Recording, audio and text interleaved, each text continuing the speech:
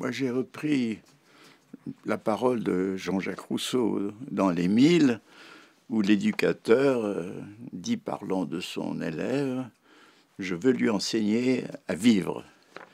Et je pense que, bien entendu, beaucoup de choses que l'on enseigne depuis la primaire, dans la secondaire et l'université, contribuent à aider à vivre. Il est évident que l'orthographe, que les mathématiques, donc des connaissances générales sur l'histoire, la géographie sont absolument utiles à vivre.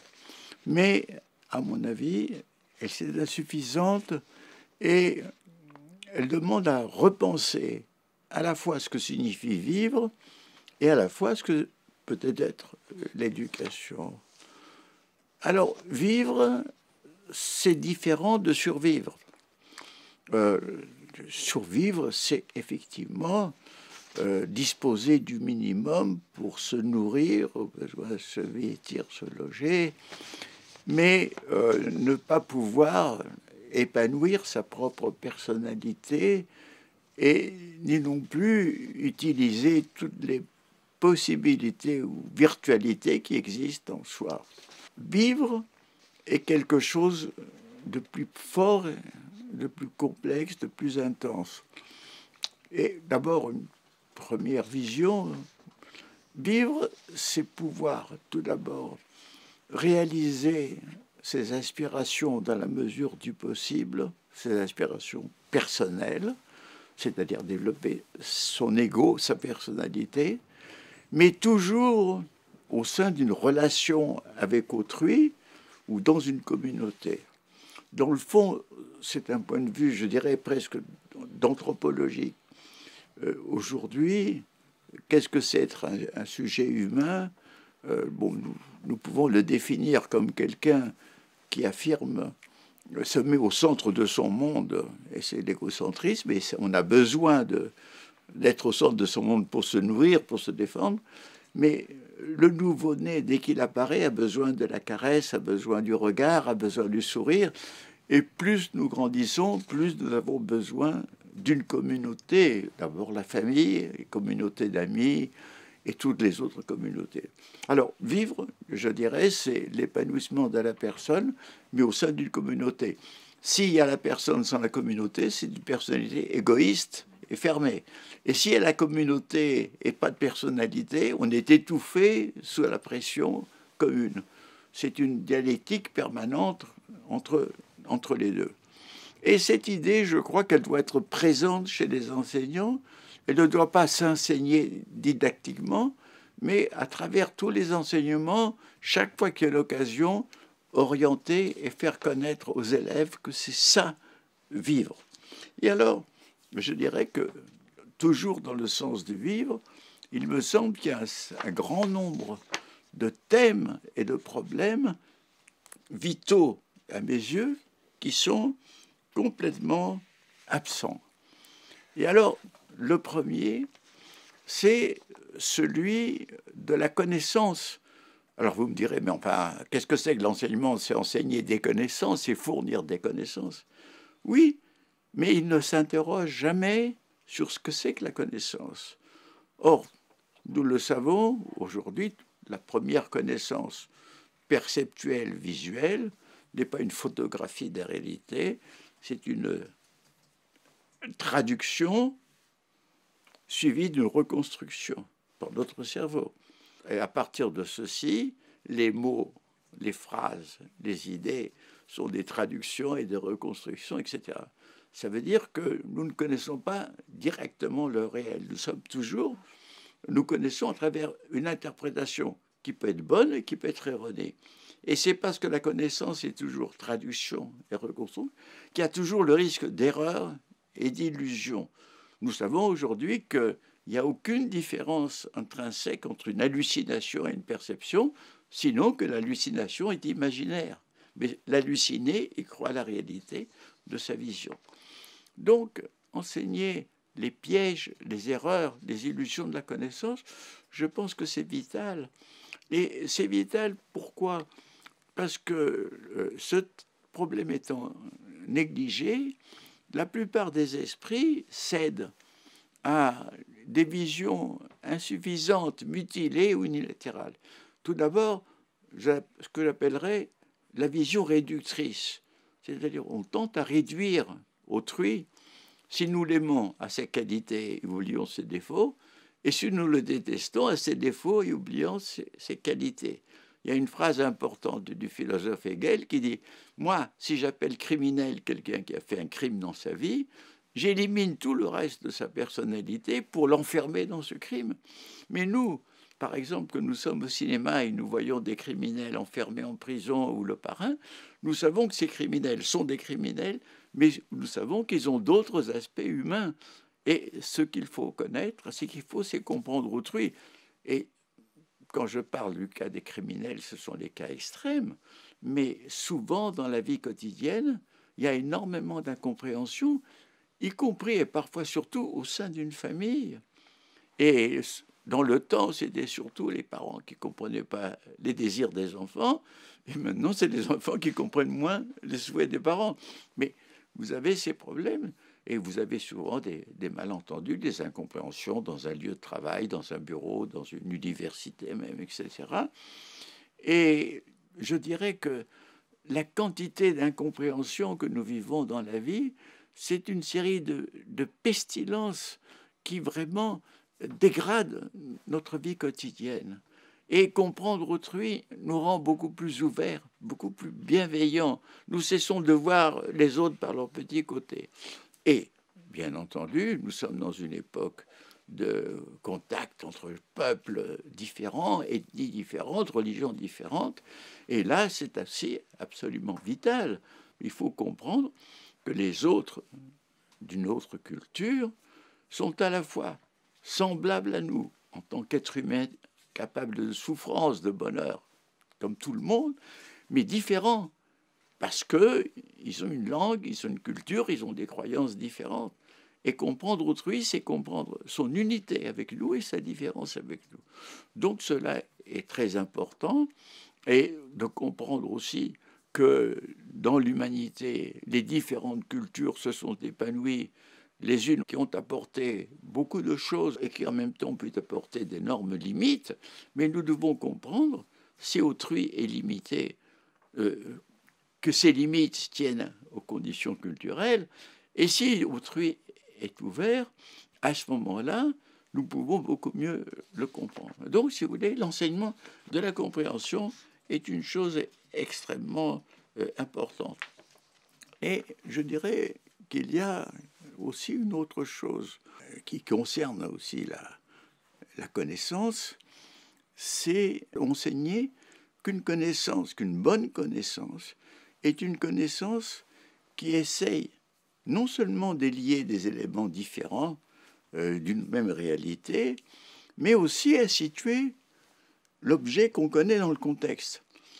Il est évident que si nous avons une information brute, les attentats du 14 novembre, bon, on est surpris, ahuri, frappé, mais il est évident qu'avec le temps, nous essayons de contextualiser, nous voyons qu'ils font partie d'un groupe qui s'appelle le Daesh, nous situons ceci dans une problématique générale du monde arabe et musulman, dans les rapports Orient et Occident, et aussitôt, ces actions nous apparaissent d'être incompréhensibles, bizarres ou seulement monstrueuses.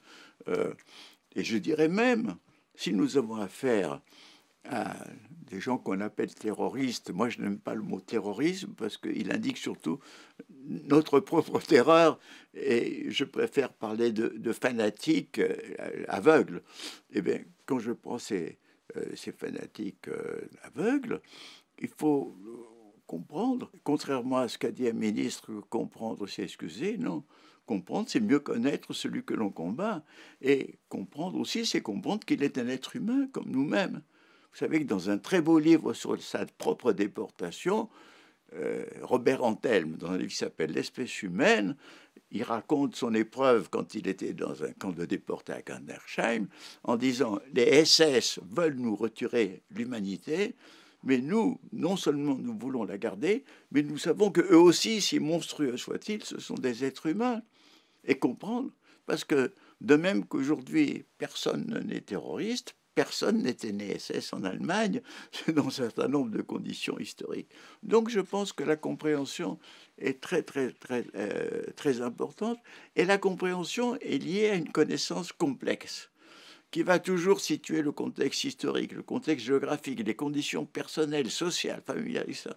Il faut voir, bien entendu, ce n'est pas irresponsabiliser l'individu, mais nous savons que chacun est à la fois responsable et irresponsable, et à un moment donné, il est sur une route où il est complètement aveugle.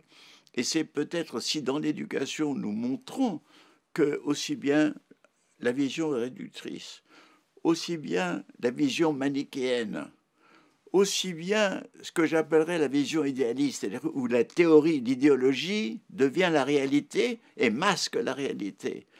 Toutes ces choses-là peuvent conduire à l'assassinat, et à quoi j'ajoute aussi ce sentiment qui arrive si souvent de responsabilité collective. Vous savez, surtout pendant les guerres. Pendant les guerres de 14-18, les Français voyaient en tous les Allemands des coupables et les Allemands dans tous les Français des coupables. Et cette responsabilité collective, elle conduit au pire. Je me souviens qu'au cours de l'attentat au Bataclan, un des tueurs disait « Voilà pour les morts de Syrie », comme si c'était ces jeunes qui allaient au spectacle rock étaient responsables collectivement des assassinats commis en Syrie, ne serait-ce que par les drones occidentaux. Donc vous voyez, il y a une éducation importante à faire, disons, qui nous rend plus humains, parce que la compréhension nous humanise. On cesse de voir les autres comme des objets, comme des chiens. Parce que le pire de l'incompréhension, c'est quand l'autre, on lui retire l'humanité et qu'il devient un chien à abattre. Donc, vous voyez, il faut apprendre ceci. Et j'ajoute, montrer que ce qu'on appelle la civilité ou la courtoisie, ce ne sont pas des rites, disons, absolument, qui sont d'un caractère formel. C'est qu'ils sont fondés sur la reconnaissance d'autrui comme être humain. Dans le temps, quand on se promenait dans la campagne, on voyait un inconnu, on disait bonjour, on échangeait quelques mots sur le temps qu'il va faire. Pourquoi? Ça veut dire, je te reconnais comme un humain comme moi, comme mon semblable. On désamorce l'agressivité potentielle. On fait un rite de pacification. Et c'est pour ça que les moindres bonjours, les moindres bonsoirs, ces petites paroles-là, elles sont très importantes parce que nous sommes non pas entre des objets, entre des robots, nous sommes entre des êtres humains qui avons des sentiments. Donc, vous voyez qu'un énorme travail à faire sur la connaissance, et je ne veux pas trop m'étendre là-dessus, puisque, dans le fond, vous savez, j'ai fait dans mon livre Les 7 savoirs, j'ai fait 2 chapitres sur la connaissance, et on peut reporter, mais c'est pour vous dire que ce problème de la connaissance, qui semble purement épistémologique, réservé à des philosophes de haut niveau, c'est un problème pour chacun, pour chaque enfant, pour chaque adulte, pour chaque homme, pour chaque femme. Et ça, je ne saurais trop insister là-dessus. J'ajouterais qu'il faut enseigner à affronter les incertitudes. Là aussi, c'est une chose très importante. Bien entendu, nous sommes dans une époque particulièrement incertaine, où il n'y a pas seulement la précarité du travail de tant de jeunes, mais où il y a la précarité de l'aventure de notre société, et encore, je dirais plus largement de l'aventure de l'espèce humaine à l'époque de la mondialisation. Où va-t-elle dans ce rythme précipité où se dégrade l'environnement, où les armes nucléaires se multiplient, où l'économie est déchaînée, etc.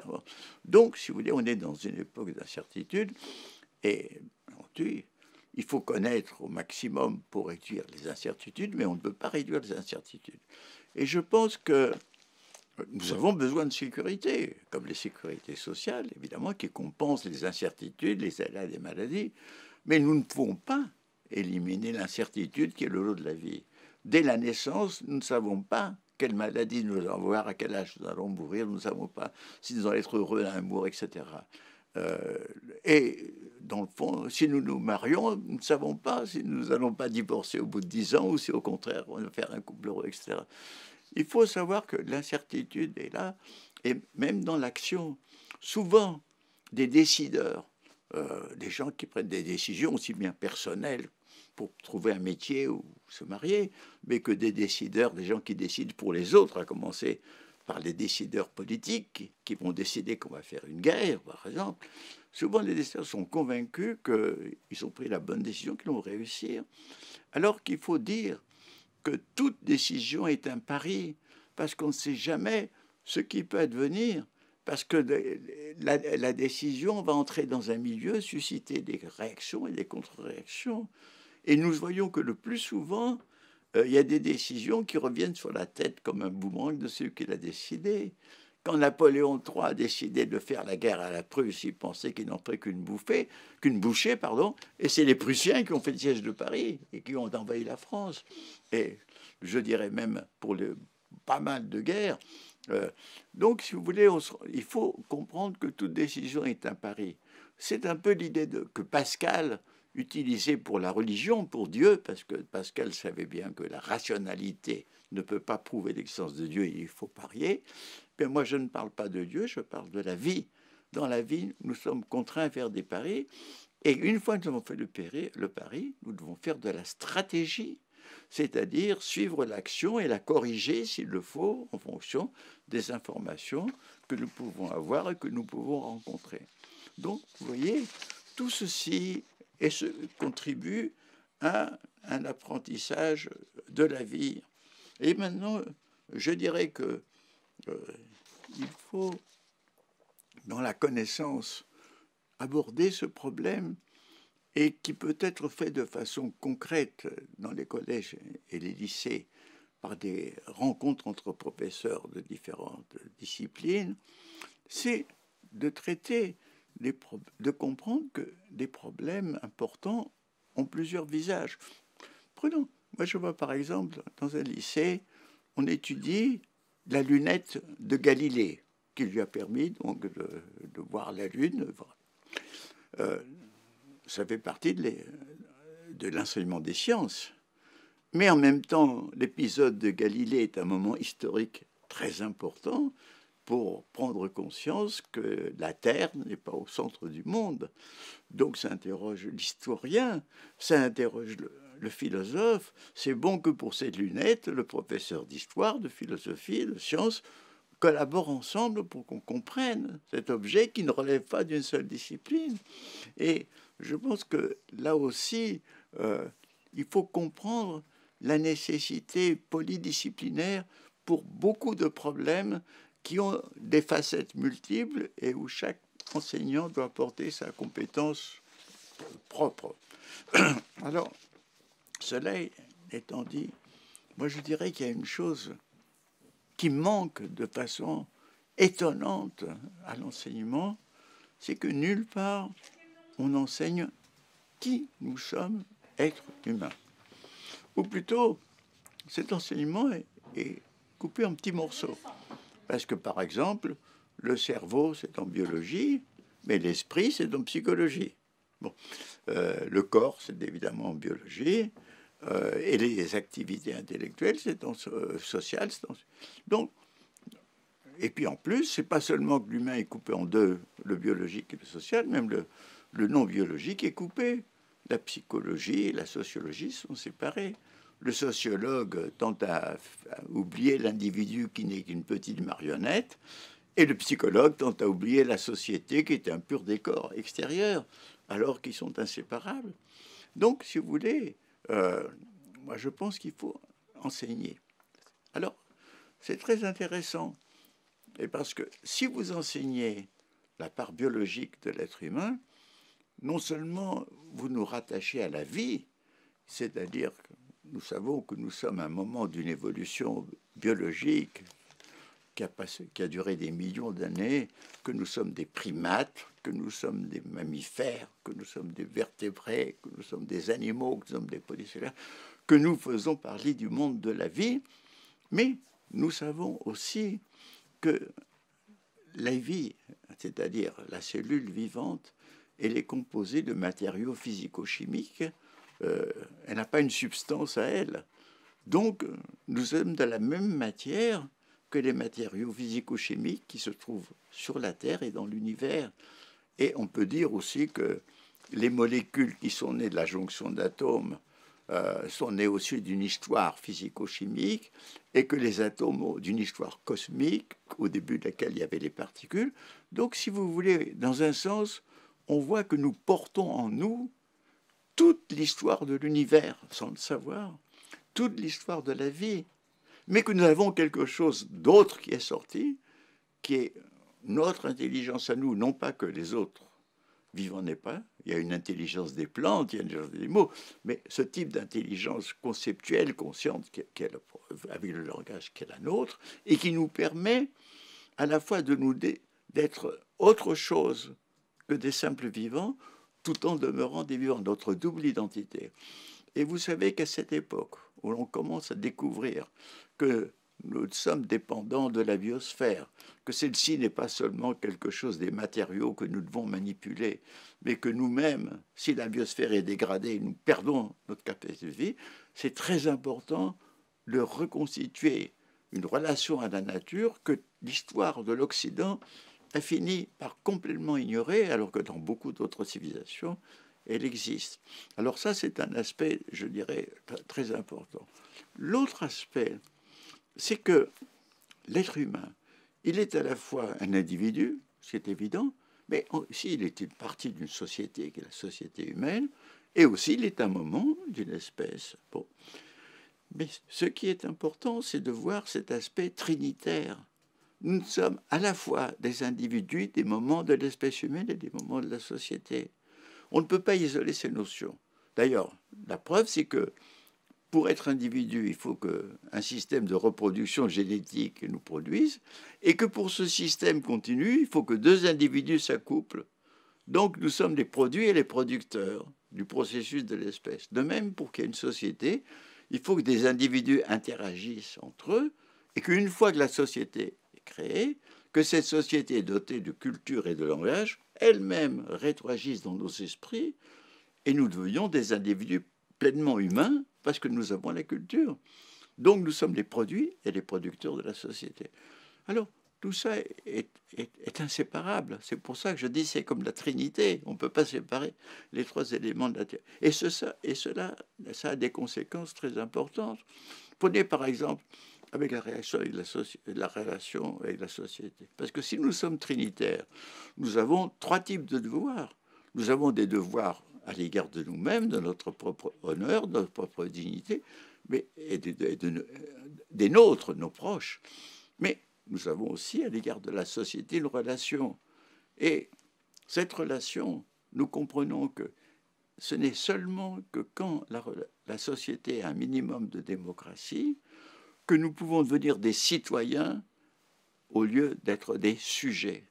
Autrement dit, l'idée, il faut faire comprendre que être citoyen, c'est ne pas seulement avoir subir des devoirs, mais avoir des droits et des devoirs, et d'avoir d'autant plus de devoirs qu'on en reçoit de la société. Donc, si vous voulez, il y a toute une part de l'éducation à la démocratie, à la citoyenneté, qui peut être dérivée à partir de cette conscience, de cette anthropologie. Et je dirais qu'aujourd'hui, où tous les êtres humains ont une même communauté de destin, parce que dans tous les continents, nous avons quoi? Nous avons les mêmes périls, qu'ils soient nucléaires, écologiques, économiques, etc., fanatiques, etc. Donc, aujourd'hui, pour la première fois, l'humanité est un tout concret rassemblé. Et nous avons aujourd'hui à prendre conscience de cette humanité commune. Et alors, ça devient très important pour l'humanisme. Nous sommes héritiers d'un humanisme qui disait, dans le fond, tous les êtres humains méritent d'être reconnus dans leur pleine humanité. Ça, c'est la base fondamentale, quel que soit son âge, sa race, son sexe, etc. Bon. Mais, il faut dire maintenant, tous les êtres humains ont un même destin commun sur la Terre et doivent prendre conscience de ce destin commun et avoir le sens de cette nouvelle citoyenneté qui doit naître. Et là, troisièmement, c'est que, dans le fond, aujourd'hui, la mondialisation a lancé l'humanité dans une nouvelle aventure pleine de dangers et pleine de chances. Nous voyons d'un côté des progrès dans la robotique qui montrent que nous pourrions vivre sans faire des travaux pénibles qui seraient livrés à des machines. Nous voyons des progrès dans la médecine et dans la biologie qui montrent qu'avec les cellules souches et d'autres moyens, on peut vieillir jusqu'à 300 ans tout en restant jeune. Enfin, nous voyons des perspectives. Mais en même temps, nous voyons des perspectives catastrophiques. Et toutes les bonnes perspectives ne serviront à rien tant que si ces catastrophes ont lieu, et aussi tant que notre conscience et que notre morale resteront attardés face au progrès de la science et de la technique et de l'économie. C'est ça la tragédie. Nous avons, plus la science et la technique avancent, plus notre morale est différente et défaillante. Donc, nous pouvons avoir aussi ce dernier sens de l'humanisme. Nous participons, chacun d'entre nous est un moment d'une aventure humaine, étrange, folle, sage, mystérieuse, et dans laquelle il doit comprendre qu'il participe. Je veux arriver à un dernier point sur la condition humaine qui me semble très important, c'est sur l'individu. J'ai parlé de l'espèce, j'ai parlé de la société, de l'individu. Or, là aussi, nous avons une vue absolument pauvre de l'être humain, c'est-à-dire on l'a appelé Homo sapiens, on l'a appelé Homo faber, c'est-à-dire on a réduit l'humain à être à la raison et à l'outil. Alors que la raison est un pôle de l'humain, mais que la folie est l'autre pôle, ce que j'appelle Homo démens. Et quand je dis que la folie, je ne parle pas seulement de ces malheureux qu'on met dans les asiles, je parle de ces ambitions exorbitantes, je parle de ce déchaînement de crimes et de monstruosités. Enfin, tout ce que l'histoire humaine nous montre d'horreur vient de la folie humaine. Donc, si vous voulez, ce sont deux pôles fondamentaux. Et que, d'un côté, grâce aux travaux de Damasio et de Didier Vincent, nous apprenons qu'il n'y a pas de raison pure et froide, parce que dès qu'un centre rationnel du cerveau est en mouvement, un centre émotionnel est en mouvement. Autrement dit, le mathématicien passionné de mathématiques, donc, vit aussi de passion, et pas seulement d'une raison glacée. Alors, nous avons comme conclusion l'idée d'orienter, dans le fond, les esprits des jeunes à cette chose assez difficile, mais qui est vitale, pas de raison sans passion, mais pas de passion sans raison. C'est-à-dire que même quand on est dans le délire amoureux, il faut qu'une petite lumière de raison reste et dise, sinon on sombre dans la folie. Mais la raison froide sans passion, c'est rien du tout, c'est une autre forme de délire. Et nous devons toujours naviguer et ne pas mépriser notre affectivité, au contraire la lier, parce que c'est à travers cette liaison de la raison et de l'affectivité que nous avons l'émerveillement, le sentiment de la beauté, de l'esthétique, de l'amour et toutes ces choses-là. Donc, si vous voulez, du même coup, nous enseignons aux enfants que l'esthétique, c'est pas un luxe comme ça, de voir des beaux films, de lire des beaux romans, que ce sont des choses profondes qui stimulent ce qu'il y a de meilleur en nous et qui sont des moyens vraiment de vivre au monde. Et c'est ce que j'ai appelé, moi, la poésie et la prose de la vie. C'est-à-dire qu'on a deux pôles, de même qu'il y a la raison et qu'il y a la folie. Il y a le pôle de la prose, c'est-à-dire des choses qui nous font survivre, qui ne nous intéressent pas, et la poésie qui nous épanouissent. Et il faut dire qu'il faut que chacun puisse au mieux vivre poétiquement sa vie autant qu'il puisse le faire. Et bon, il y a aussi l'homo faber, qui fabrique des outils, qui est très vrai, qui a fait une réussite formidable. Mais ce qui est formidable aussi, c'est que l'homo religiosis, l'homme religieux, qui existe dès la préhistoire, avec une croyance dans la survie des morts, eh bien, il est très fort même dans les sociétés les plus techniques, les plus scientifiques, comme les États-Unis. Et regardez comment en Union soviétique, où ils ont voulu éradiquer la religion, ils l'ont rendue encore plus forte qu'avant. Donc, il faut nous rendre compte, et moi je crois qu'il faut enseigner les religions pour montrer que ça a un aspect profond. D'ailleurs, c'est Karl Marx qui disait quelque chose de beaucoup plus profond que Voltaire. Voltaire disait c'est une invention des prêtres. Mais Marx disait, non, c'est le soupir de la créature malheureuse. C'est effectivement une aspiration humaine très profonde de l'être humain perdu dans la vie dont il ne comprend pas le sens et qui souffre. Donc, je pense qu'il faut enseigner ce côté et montrer, et si on montre aux enfants aussi les différentes religions, chacune persuadée d'être la vérité absolue, on lui donne une leçon de scepticisme, de rationalité et, je dirais, d'esprit critique. Parce qu'il n'y a pas de dire soyez critique. Quand on commence à voir que pour les bouddhistes, que pour les hindouistes, que pour les protestants, que pour les musulmans, quand on se rend compte de cette diversité de vérités dogmatiques, on tente, bah d'ailleurs, c'est à cause de ça que je ne crois en aucune religion révélée, parce que je les vois dans leur diversité. Donc je pense qu'il faut les enseigner. Alors donc, il y a Homo faber, Homo religiosus. Il y a aussi l'Homo economicus qui est sorti au XVIIIe siècle. C'est l'homme qui est dicté par son intérêt personnel. Or, il y a à côté, ce qu'a dit très bien le philosophe Huizinga, il y a Homo ludens, l'homme du jeu, où c'est pas l'intérêt personnel, parfois c'est la dépense, c'est la folie, c'est l'ivresse de perdre qui le... C'est, comme disait Bataille, la consommation. Donc, si vous voulez, il n'y a pas que la rationalité de l'intérêt, il y a aussi un autre aspect dans l'être humain qui est le jeu, la dépense. Voilà. Et donc tout ceci nous montre un aspect beaucoup plus complexe de l'être humain que celui que nous donne.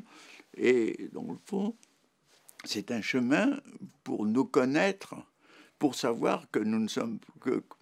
On ne peut pas dire que l'homme soit bon, on ne peut pas dire que l'homme soit mauvais. On ne peut pas dire qu'il est parfois bon, parfois mauvais, ce qui est assez vrai. Mais ça veut dire toutes les virtualités qui sont en nous. On voit très bien que certaines époques permettent à des gens, des génies de se réaliser qu'ils n'auraient pas fait à d'autres époques. Tous les jeunes généraux de la Révolution, parce que tous les anciens cadres militaires de la royauté avaient été éliminés, ont révélé un génie militaire qui n'existait pas auparavant. Il y a beaucoup de choses. Il y a ces moments où, c'est d'ailleurs, c'était quelques dizaines d'années dans l'Athènes du 5e siècle avant notre ère, où il y a eu ce jaillissement de philosophie, du théâtre, de la pensée, quelque chose d'extraordinaire. Il y a des conditions qui font que la génialité humaine peut s'exprimer. Donc, il faut penser à tout ce qui est de virtuel dans l'humain, le pire et le meilleur. Moi, je pense que Hannah Arendt a raison quand elle insiste sur la médiocrité de Eichmann comme bureaucrate, qu'il soit antisémite ou pas antisémite, peu importe, c'est un minable bureaucrate, et il a été souvent dit que le pire dans les crimes les plus odieux, c'est pas seulement ces crimes, c'est l'indifférence ou la soumission qui les a accompagnés. Donc, en même temps, vous pouvez faire enseigner l'éthique sans faire de la moralisation aux élèves, parce que moi, je pense que des leçons de morale ne servent à rien. La morale, c'est quand on donne l'exemple soi-même. Mais quand on donne des exemples historiques, des exemples fondés, c'est quand même assez intéressant. Alors, donc, la laïcité. Vous savez, la laïcité en France, elle a été imposée contre le pouvoir. Pas seulement le pouvoir de l'Église sur l'école, mais aussi que ce pouvoir de l'Église était lié à la monarchie, c'est-à-dire un mouvement monarchique, et un mouvement aristocratique. C'était donc la réaction et l'Église. Or, on peut dire que la République a vaincu la réaction et la monarchie, et que l'Église, une fois acceptant le statut de régner dans la vie privée et non plus dans la vie publique, s'est beaucoup transformée. Elle qui était si intolérante au XIXe siècle, avec l'encyclique Contra Cura et le Syllabus, elle est devenue aujourd'hui, avec le pape François, un modèle, si vous voulez, d'humanité et de tolérance.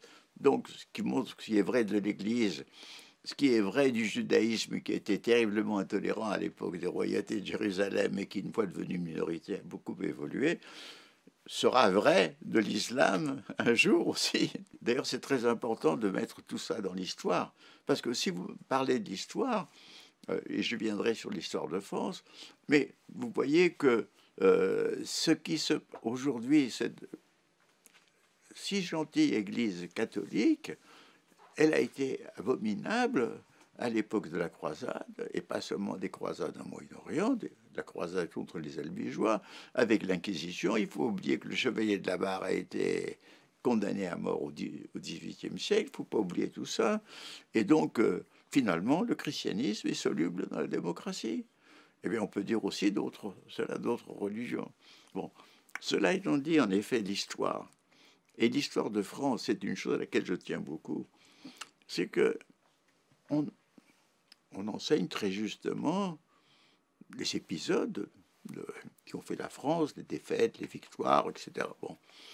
Mais ce qu'on n'enseigne pas, c'est que la France est née et s'est faite comme nation multiculturelle. C'est qu'au départ, les Basques, les Bretons, les Auvergnats, les Alsaciens, etc., sont des peuples totalement différents les uns des autres, chacun avec sa langue, avec sa culture. Bon, il a fallu des siècles, et dans certains cas, des choses très dures, comme pour la Bretagne, qui a été persécutée par les dragonnades au XVIIe siècle. Mais il a fallu pas seulement la brutalité, mais il a fallu l'intégration, les mariages mixtes, les communications, etc. Et enfin, la Révolution, avec cette idée de peuple souverain et de grande nation. Car il ne faut pas oublier que le 14 juillet 1490, un an après la prise de la Bastille, il y a eu la fête des fédérations où de toutes les provinces, les délégués disaient « nous voulons faire partie de la grande nation », ce qui a fait de la France non pas une notion raciale, mais une nation fondée sur la volonté d'une communauté. Et donc la France est multiculturelle de par toute son histoire, jusqu'à l'annexion de Nice et de la Savoie. Et après cette annexion au XXe siècle, le processus continue, mais cette fois avec les émigrés qui arrivent. Des Espagnols, des Italiens, des Portugais, et puis aussi arrivent des Africains, arrivent des Vietnamiens, arrivent des Maghrébins, etc. Donc, si vous voulez, c'est un processus qui continue avec des obstacles plus grands. Par exemple, quand les gens ont d'origine la même religion, c'est plus facile que quand ils ont des religions différentes, avec parfois des obstacles historiques, parce qu'on ne peut pas demander à des jeunes d'origine arabe ou musulmane de ne pas penser qu'il y a deux poids et deux mesures quand on voit ce qui arrive pour la Palestine, par exemple, n'est-ce pas, de se sentir humilié, opprimé. Enfin, il y a des obstacles, mais c'est ça le processus. Et moi, j'avais demandé, à l'époque où il était candidat à la présidence, François Hollande, d'inscrire, s'il est élu, que la France est une république une et multiculturelle. Et c'est pas scandaleux, vous savez, le Brésil a ça dans la Constitution. Le Maroc aussi, parce que le Maroc a des Berbères, il a des Arabes, et il a aussi des chrétiens et des Juifs. Or, le président n'a pas compris, il m'a dit non, ça serait du communautarisme. Je dis non, parce qu'il ne faut pas hésiter entre une vision d'homogénéisation qui oublie les richesses des différentes cultures et provinces et une communautarisme qui est fermé. Si on intègre vraiment dans l'unité de la République, on a l'unité dans la diversité. Et c'est aussi une chose qu'il faut faire comprendre, c'est une notion fondamentale, parce qu'elle n'est pas jamais enseignée, que l'unité de l'espèce humaine, par exemple, sa richesse est dans sa diversité, pas seulement des caractères individuels, mais des cultures. Et que la richesse de la diversité, c'est l'unité, c'est qu'on a tous des humains les mêmes. Donc, vous voyez aussi, ceci est réformé. Alors vous allez me dire, mais que de réformes? Oui, beaucoup de réformes sont nécessaires. Peut-être une révolution, mais qu'est-ce que vous voulez, il faut y aller. Alors, je disais, je reviens à la laïcité. La laïcité, donc, c'était, et ça a été quelque chose de magnifique au début du XXe siècle, parce qu'elles étaient portées par les instituteurs de campagne, et pour eux, c'était comme des missionnaires. Ils portaient pas seulement la République et les idées d'égalité et fraternité, ils pensaient que c'était la raison qui triompherait, que la science triompherait, que tout ça était lié, que c'était un avenir merveilleux. Or, Aujourd'hui, nous savons que la raison a des perversions et a des maladies. Nous savons que la science peut produire le meilleur, mais aussi la bombe atomique. Nous savons donc que tout ce qui était la solution est devenu problème. Mais justement, comme c'est devenu problème, nous pouvons renouer avec la source de la laïcité. C'est quoi? C'est la pensée de la Renaissance. C'est quand, au moment de la Renaissance, sous l'influence des Grecs qui ont été revitalisés, on s'est dit, mais qu'est-ce que la nature? Et ça a été la science qui a commencé. On s'est dit, qu'est-ce que Dieu? Et on a commencé à arriver à mettre en question l'existence de Dieu créateur pour arriver à d'autres conceptions comme celle de Spinoza. On s'est dit, qu'est-ce que le monde? Et là aussi, la philosophie et la science se sont développées. Autrement dit, ce qu'il y a de bon dans le monde moderne s'est développé à partir d'une pensée interrogative, d'interrogation permanente. Et je pense qu'aujourd'hui, renouer avec l'interrogation, y compris sur la raison, y compris sur la science, y compris sur la philosophie, c'est une chose très importante et c'est la vraie mission de la laïcité. Et si vous vous interrogez, vous avez nécessairement l'esprit critique. On n'en donne pas l'esprit critique d'en haut comme ça. Ça naît des questions et d'interrogations. Déjà, avant Internet, l'enseignant était concurrencé, comme la famille du reste, était concurrencé par les médias. Beaucoup d'enfants, de jeunes, faisaient leur éducation à travers la télévision, le cinéma, etc. Aujourd'hui, Internet permet d'aller à toutes les sources possibles du savoir, Wikipédia, etc. Et alors, à mon avis, cela change quelque chose, mais ça peut la changer d'une façon positive. Parce que le professeur, souvent, enfin normalement avant, était celui qui donne le savoir à partir de ce dont l'élève fait des devoirs ou récite ses leçons, et le professeur fait ses remarques critiques. Aujourd'hui, il n'a pas besoin de donner le savoir. L'élève va le chercher, et à ce moment-là, il va faire ses devoirs. Et le professeur, lui, va juger ce travail. Il va juger sa pertinence, sa correction, et il va être beaucoup plus comme un chef d'orchestre qui dirige la connaissance que celui qui alimente les matériaux de la connaissance. Ça lui donne un rôle plus libre et plus beau. Et je crois qu'au lieu de voir en concurrence ces deux choses-là, il faut voir aussi que l'enseignant peut utiliser ces moyens, que sont les moyens, disons, des réseaux, d'Internet. D'autre part, il est intéressant que l'enseignant, il serait intéressant, connaisse mieux le monde extérieur, parce que moi je crois que on devrait pouvoir enseigner comment on fabrique une émission de télévision, comment on fabrique un film, qu'est-ce que c'est que le montage, comment on choisit les... Parce que souvent l'enfant a l'impression, par exemple, on voit un tigre qui chasse une antilope. Alors on a l'impression sur l'image qu'on voit le tigre. En réalité, ce sont des plans souvent séparés. On voit le tigre qui court. Dans un autre plan, l'antilope qui court. On revoit le tigre, on revoit l'antilope. Et à la fin, on voit le tigre sur l'antilope. Mais c'est un montage. Donc, il faut qu'on comprenne les techniques. Et que l'on sache que ce que les journaux, ce que les médias donnent, est toujours une sélection d'informations en fonction de ce que je juge important. D'ailleurs, nous le savons bien.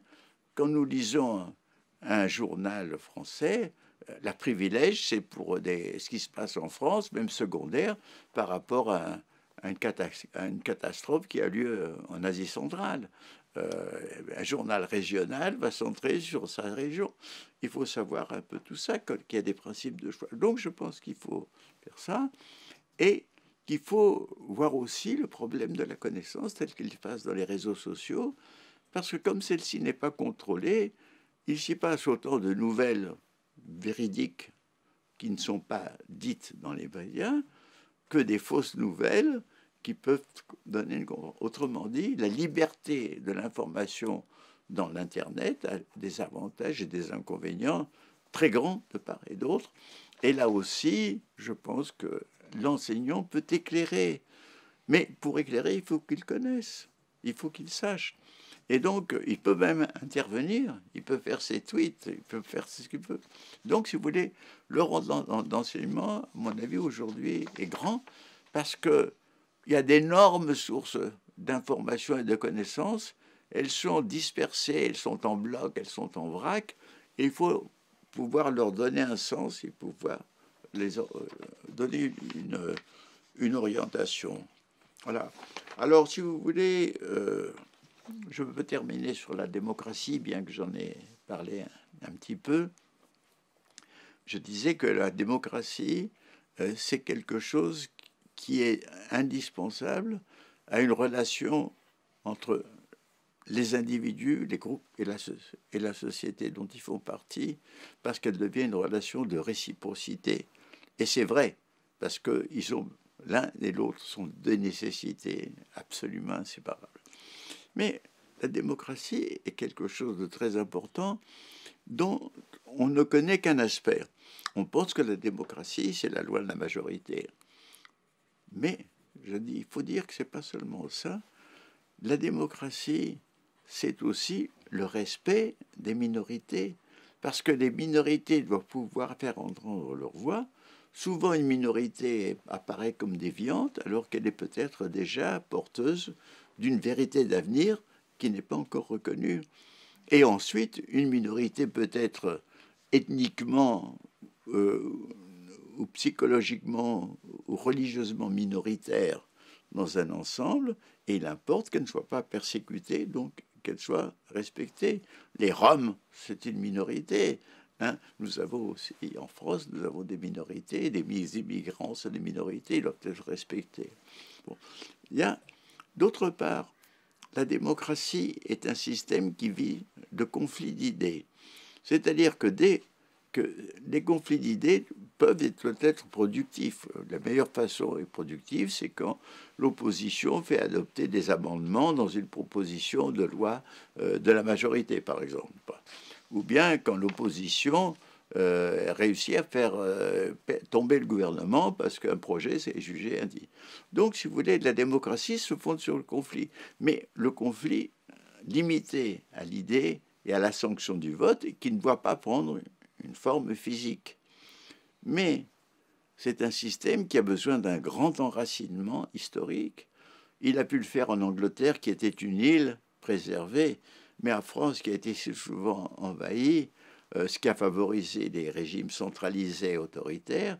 En France, où les accidents de l'histoire ont fait, après la République, la Restauration, l'Empire, etc., on voit très bien que la démocratie, et même après Vichy, avec Vichy, elle a été victime. Donc la démocratie est un régime fragile. Et pourquoi elle est fragile? Parce que la démocratie, ça c'est une grande idée de Claude Dufort, la démocratie n'a pas de vérité. Elle est à la place où va gouverner pendant un temps la vérité d'un parti donné. Mais en soi, elle n'a pas de vérité. Et du reste, c'est pour ça que quand on est dans un régime dictatorial ou totalitaire, on a soif de la démocratie parce qu'on veut être enfin libre, on veut quitter cette oppression. Mais une fois que la démocratie est installée, elle ne suscite plus aucun enthousiasme parce que ce n'est pas elle qui a la vérité, c'est tel ou tel parti auquel on se voue. Et donc, il faut accepter cette chose-là, cette prose, si vous voulez, de la démocratie, parce que, ben, écoutez, jusqu'à présent, c'est le moins mauvais régime.